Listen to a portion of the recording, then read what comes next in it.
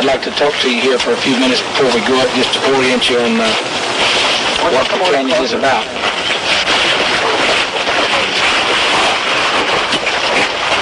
Wants to use it. Here was the second week of January 1963. It was either on Monday or Tuesday, because on Wednesday he started the convention in Phoenix. He dropped Joseph off to school that morning, and he and Sister Branham came up here in his station wagon, and he parked his car right over there. And he got out and went in and used that restroom. And then Sister Branham says that he went up that trail right over there by those rocks. You want to try and take a picture of it, brother? I'll let you do that. And he went up that trail, and when the CCC purchased this, back to the right. When they built this road in here, they started the road there. You can see where it goes back that way. What they were doing, the engineers, was to construct that road, and they were going to make a curve there and come back, and you can see up there where they've already done some blasting. They'd already started the blasting of Mount Lemmon. But this is where they stopped. The construction was finished in 1937.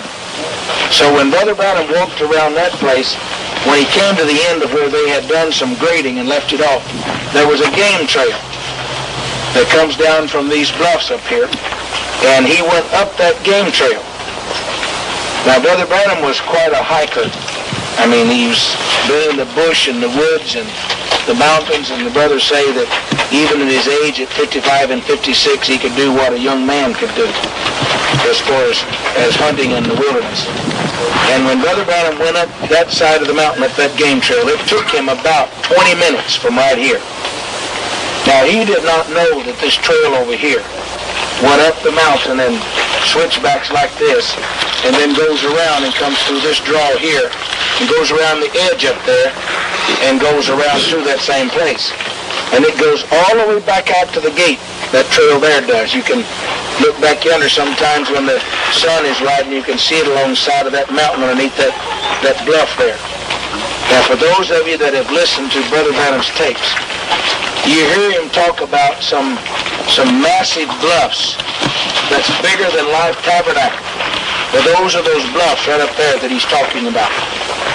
And he talked about meeting an Indian boy that lived up there with a machete. And he asked that Indian boy if he had ever been up on top of those. And the boy told him that he had not.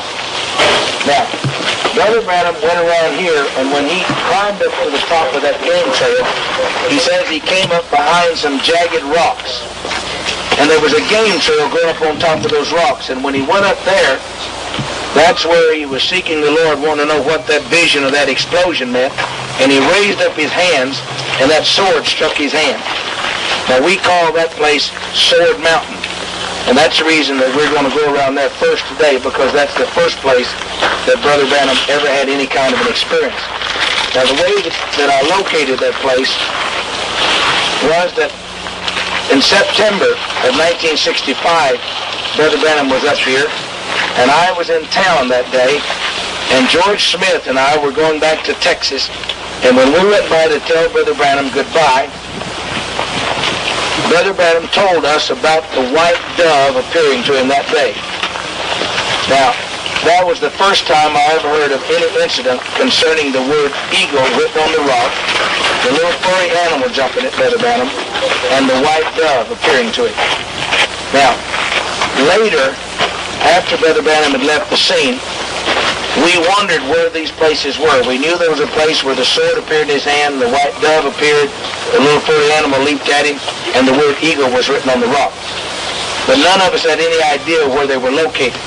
But Brother Branham brought a camera up here, and he took a set of pictures. And I saw those photographs, and I saw the order and the sequence in which they were in. And Brother Branham took some pictures of these bluffs. He did not stand down here to take them. So, from memory, I realized that Brother Branham did not take them from here. So the first time I came up here, March 13th, 1965, I said, Brother Branham took pictures of those bluffs because they were in his photograph, but he didn't take them from here. He took them from over there somewhere. So that's what motivated me to go up that trail the first time. And when I got up there, where there's a fork in the trail, I remembered that Brother Branham said on Wings of a Snow White Dove that when he was going up there the day after the white dove appeared, instead of going back around where the sword appeared in his hand, he felt attracted to go to the west. So that's the reason that I went to the west, because I was looking for the place where the word eagle was written on the rock. Then when I got around the trail, I realized that Brother Branham had stood up there, and you can see it up there. There's a place where the white quartz comes out on the trail. And in 1967, they redid this trail, and they blasted every rock from here up to Mount Lemon that was in the way of the trail, and widened it from about this wide to about 4 or 5 feet wide, until they got to the place to where the word eagle was written on the rock. And if they had done there what they did with the other, they would have demolished and destroyed that rock. But I will show you today that they bypassed that place, and they changed the trail entirely and went over and behind the rock. And that rock today is not even on the trail. It's off down the hill from the trail, which people use now, which I believe God did for our benefit. These things do not make believers out of us, but it shows that there is a certain amount of preservation that's left for us. Now, so Brother Branham, the day that he went up here, he had the sword that appeared in his hand. But I noticed there was something strange about that roll of film that he'd taken, and that is that he had taken pictures of those jagged rocks. If you turn around, you can see one set of them sticking up right over the crest of that hill right there. But if you walk over to your right, there'll be 3 sets of those. There's 1, 2, 3. And Brother Branham took pictures of those right up here where that white quartz juts out in the trail. He stood there, and instead of aiming his camera at those big bluffs or those things down there, he took shots of those 3 jagged peaks. Now then, in his photograph, you cannot tell that the mountain comes down and then these peaks sit off out here. But when you get there, there's a valley between the two, and that's where the game trail goes up and then comes up on top of the jagged rocks. And therefore, that's how I located the place where the sword appeared in Brother Branham's hand, because it meant something to him that he stood up here and took 3 shots of it from across the valley of those particular places of the jagged peaks. Therefore, I said one day in a sermon, I can take you to the place, I can show you where it happened, where the sword appeared in the hand of the prophet. And a brother in my church challenged me. He says, all right, do it. I said, brother, don't you believe me? He said, well, you said you could, now do it. And he somewhat provoked me. Brother Linhart. And that night at 11 o'clock he called and said, are you going to take me in the morning? And I said, well, yes, I guess so. Just meet me at 5 o'clock. So they met me at 5 o'clock at the gate, and it was he and another brother, and I just decided, well, I'll just teach them a lesson. I'm younger than they are, so I'll just run up the side of that mountain and lead them out. And they brought their coats. And I went without a coat or a sweater, either one. It was early in the morning, and it's always cool up here that time of day. And so I just went right up this trail, right around it as hard as I could go, and got over there. And by the time I got there, it was just a little bit after 9 o'clock, and he was still cold. And I looked around, and Brother Linhart had taken out a book, I think, What is the Attraction on the Mountain? And he began to read something like, and the sword appeared in my hand and was glistening in the sun. And then I realized there wasn't any sun where I was standing. And so I apologized. I said, brother, I told you I could show you the place, but this can't be the place because there's no sun here. I said, look over there at that mountain.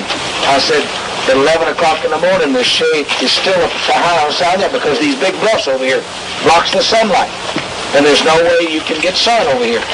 And I said, brothers, I'm sorry. So I was about remorseful and unhappy that I had not found the place, and I'd made that statement. I said, I'll have to apologize to the people. So we knelt down to pray, and I really wanted to pray and get out of there, and I was cold. And Brother Linhart and the other brother, they were praying with me, and suddenly I began to feel warm, and I'll be honest with you, I thought I was having some kind of a Pentecostal experience. And I opened my eyes, and the sun was coming through an opening that's up here, and at 5 minutes to the hour, every year in the second week of January, the sun comes right through that opening and strikes only one small place on the top of those rocks. And that's the only place Brother Branham could have been standing with that sword would glisten in the sun. And so that's the reason that I can say today, I can take you to the place. I can show you where it happened. Merritt there has taken films with the clock sitting there. Brothers from South Africa have come over and taken timed exposures with a movie film, taking them every 15 seconds or something like that. And they've got photographs of the sun coming right up and striking right in the lens of the camera. And that's the only place that Brother Branham could have been that morning, standing with a sword glistening in his hand, with a sword glistening in the sun. Now, he came back in September of 65, and when he went up the trail from over there, he could see this trail here with these switchbacks. So he started going this way from then on when he came. And when he came around here and he got to those big rocks right up there, you can see with him it looks like a half moon. It's flat on one side. And right up that valley there. Now, that man today said there was an earthquake here in 1887 and shook all these rocks down. But let me tell you what Brother Branham told me about those boulders there. First time he ever told me about him, he said, Brother Green, said they're big as this house. And he said, you know, he said, I weep every time I get there. He said, you know the day they got in place? I said, no. He said, when they crucified Jesus Christ, when the earth did quake and the rocks did rip, he said those boulders fell off of that bluff and fell into that place where they are, Sabino Canyon, as a witness to us that the scriptures are true. And it was at that place where Brother Branham came around, and the little furry animal that he had seen by vision when he was in Mayo's clinic had leaped out of that stump and had gone down his throat and had made that sickness in his stomach every 7 years. And Brother Branham felt that God had delivered him when he came up here, because he saw a little furry animal 6 inches long that had leaped off of a rock up there and had speared itself on a cacti. And I'll try to show you the kind of cacti today that it speared itself on. The second day when he went back up there, he was going around to where the sword appeared in his hand and where the little furry animal was. But when he crossed this draw right here on the trail, you go around it like that, and you can see with his place, there was a white dove there. And Brother Branham felt that was the fulfillment of the dream that his mother had when he was 14 years old, and she dreamed the doves had come in the form of an S, and he always wondered where the seventh one was. And that's what motivated Brother Branham to preach on the wings of a snow white dove. Then the next day that he came back up here in September, he came September 20, 21, and 22, 3 days in a row. That's when he came to the fork in the trail, and he felt attracted to go back to the west, and he went all the way around. He went off the other side and got a drink of water because he took pictures of them. And it was from those photographs that when I came up here, I can show you just step by step how the Lord led me. And I saw this, and I went up this trail. I got up to the fork, and I went that way. I got around to where the white quartz is. I saw those bluffs. He walked out on the end of this peak out here and took another one. And I followed it step by step, finding the places where Brother Branham stood to take his pictures. And there was a photograph he took around here of what looked like an eagle sitting there with his wings pulled back like this, and it sticks off the side of the mountain. And I knew that I would find that formation if I had to get a helicopter and find it from the air. But when I found that particular formation, then I knew that I was going in the same direction that Brother Branham had gone. There's a place up there where there's a rock up on the side of a bluff, and the bottom looks like it fell off of it. And when I found that and stood underneath it, I knew I was going in the same direction. But there was one of the photographs Brother Branham took in the picture where there was some limbs of a tree up in the corner. And as I was looking for that day with Brother Harold McClintock, Brother Johnson, you spent him last night. He was my witness of this the day that I found it. It was late in the afternoon. And we come up on a rock up here, and it looked like there was some writing on the rock. And I told Harold, I said, Harold, do you think that could be the word eagle written there? I said, but you know, Brother Branham says that rock weighed about 70 tons. And all I'd seen was the photograph that had the word eagle written in white quartz. And before that, we'd always thought that it was white eagle written in quartz. But Brother Branham sometimes used his adverbs, like he said, I've heard Brother Green many times speak. Brother Branham said there, written in the rock, white eagle quartz. But it was eagle written in white quartz. Is the way that the photograph that he had that Brother Billy Paul had the roll of films with. So Brother McClintock was standing there drawing on the rock, on the flyleaf of his little testament. I said, I'm going to go around the trail and see if I can find a tree somewhere on this trail. And he's about 50 yards behind me. When I come upon a place that I look and I see where if you take a picture like this, there would be the limbs of a tree in the edge of the picture of that eagle with its standing there with its wings pulled back. And as I turn, right in front of me is a massive pyramid-shaped rock that had been blasted open in 1937, and the other half of it lies down underneath the bank, which you'll see today. In the meantime, we've measured it, and that portion of the rock at one time stood against the other one, and where they blasted it away, that's the narrow ledge that you walk on. And right in the middle of that, when I turned to call him to say, Brother McClintock, I think here is the place where Brother Branham took that picture. And when I looked, there right in front of my eyes was the word eagle in white quartz. I don't mind telling you how it made me feel. I just dropped to my knees. I couldn't say anymore. And when my voice disappeared, Brother McClintock came down the trail to see what had happened to me. He thought maybe I was falling off the edge or something. And here I was there, and right in front of me was the word eagle written in white quartz. Now, Brother Branham had gone all the way over to the other side, had got a drink of water, and come back there about 11 o'clock in the morning. And because of the shape of this rock, it was shady there. And he had his little rifle, and he had his shirt off, and he leaned up against that rock to take the coolness from that rock. And that's when the Spirit spoke to him and said, what are you leaning against? And when he pushed back, written right there across where his chest was the word eagle written in white quartz. And so that's how we found Eagle Rock. Then the next service, we told the people of the church about it. First time we came up here, we brought over 400 people. The next time that I came back, it looked like somebody had got across the valley over there and had shot that rock with a high-fired rifle. People had come up here and had taken hammers and chisels and had chipped pieces off of it. And I want you to know that I have never seen a piece of that rock in anybody's possession or house. They won't show it to me because they have literally defaced that rock. And I learned a lesson from it. That when you start thinking you want to share things with people, there's some people who will abuse anything that you do.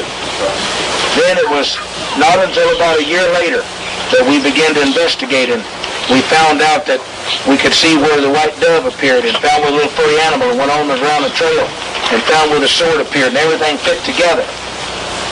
And we shared these things, and every year we brought people like yourself. One year we brought over 700 people up here. The first year we had a convention. We had the last night of the convention up here. At that time, they didn't lock the gate, but we parked our cars down there, and we had vans that brought all the drivers and everything up. We went up here, and we had a service up here where the little dove appeared. No public address system or anything. There's over 700 of us. We stayed there till almost midnight. It was a beautiful service that night. If Brother Branham was alive, he'd enjoy having a prayer line there. It's a beautiful place to be. But we're not allowed to do that anymore. We have to come in here now, the way we came today. So I want to hike you up the trail where the dove appeared. Then we'll go around where the sword appeared. Then we'll come back, and then those of you that feel that you can make it, it's another 20-minute walk around where the rock is, that the word eagle is written on. Now from here to where the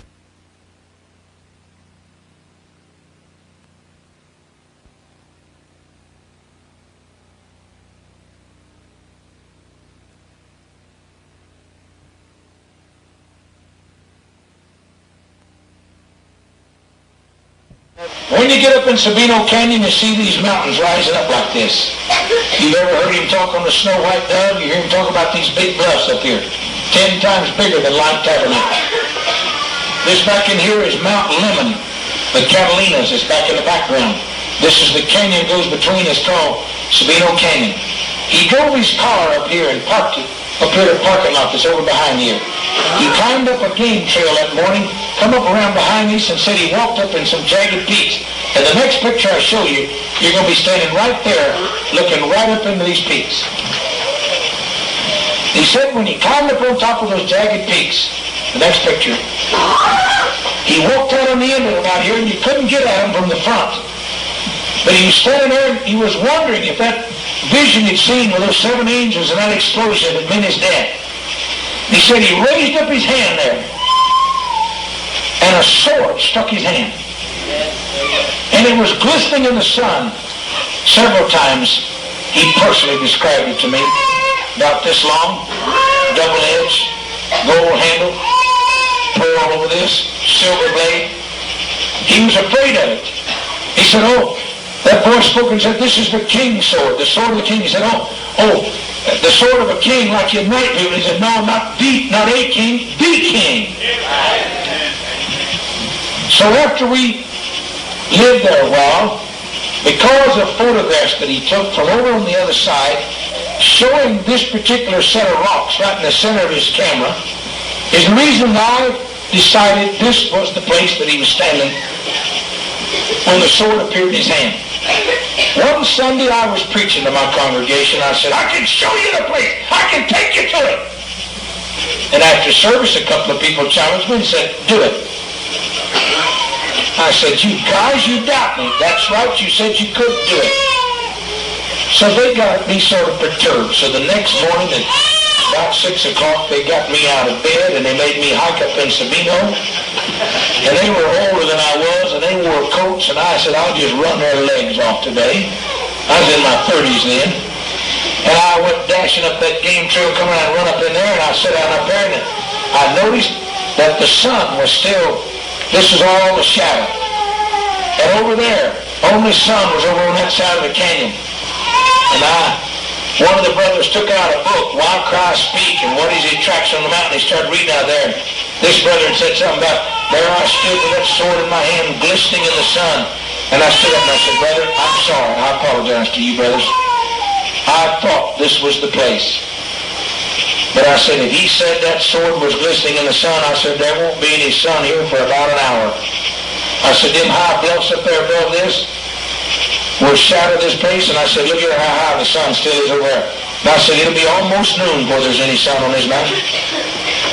And I said, brothers, I've got to repent to you, brothers, and repent to my church. I said, I thought this was a place because he described the jagged rocks and the game trail and the tree, and I saw the photographs he took, and these rocks from the other side of the canyon was right in the middle of his picture, and I figured he'd stand there aiming his camera at it, but I said, this can't be the place. And I really felt bad, and I said, well, let's just have a word of prayer. And we started praying, and I was there, and all of a sudden I began to feel warm. It was cold, and they had on coats, but I didn't. And I'll be honest with you, Brother Henry, I thought I was having some kind of a Pentecostal sensation. And I opened my eyes, and Johnny, the next picture, I looked, and the sun was coming right through there, striking right where I was sitting.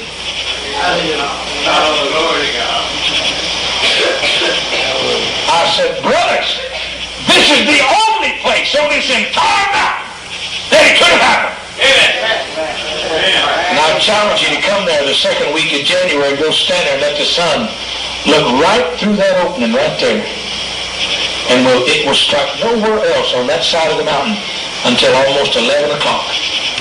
That had to be the place. Not anybody argues with me about it when we show it now. But I had to be provoked before I'd even go and get the proof. I tell you, I just appreciate the way God has directed us in these things. If you come sometime and let me take you to Sabino Canyon in December when we always go during the convention, I'll show you step by step. The Lord showed us that rock and this place and that place, and we felt led to stand here, and we saw that, and we stood right there where the word eagle was written on the rock, and the sword appeared in his hand. Next one, John. When you look off down the front of that place where the sword appeared, he said, way up high where the eagles fly. And see, there goes the road, and there's no way you can get up from the front. You've got to go around behind it and come up the game trail. But if you stand here and you look across the mountain the way he did that first day, next one, John, you'll see this switchback trail going up the mountain like this. And you hear him on Snow White Dove. He said that day when he went up there, instead of coming around where the sword appeared and where the dove appeared, he felt attracted back to the west. And he went around that way. And so when I got up the switchback the first time and got over here to the fork in the trail, instead of going that way, I went back to the west. And I went around looking for photographs, for formations, which he had photographed himself. The next one, Johnny. And there was a picture of this right here. And I had told everybody, I'll find that in those mountains if I have to fly over with a helicopter. But I didn't. The first time I went there, March the 13th, 1966, I rounded a curve, and there was that, what looked like an eagle. And if you look at it, this is wings are pulled back, and that's his head and his beak. It looks like he's sitting like this, looking right down on the trail. The next one I'll show it to you a little later. Here. He had taken a picture of that, right underneath it with the limbs of a tree in the corner. So all I had to do was walk the trail until I found a place where there were limbs in the corner of the picture, looking up at that.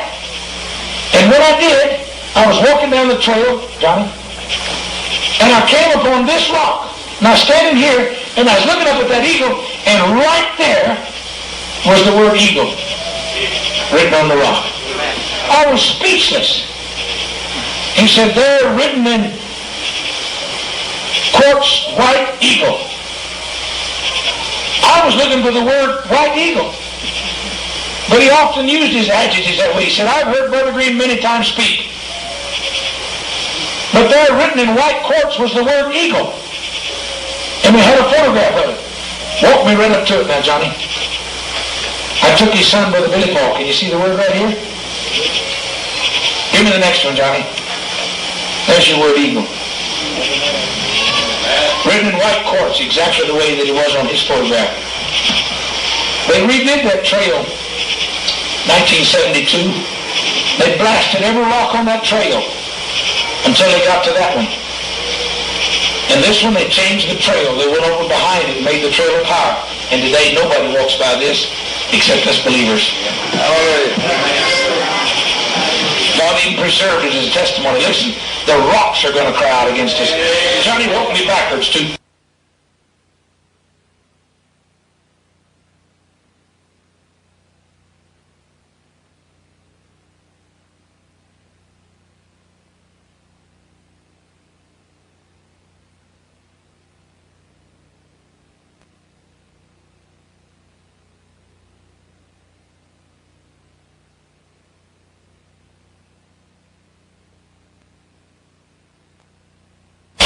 And there was the picture of this right here. And I had told everybody, I'll find that in those mountains if I have to fly over with a helicopter.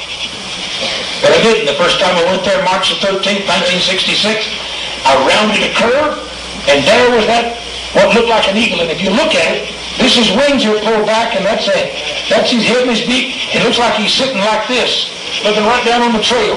The next one I'll show it to you a little.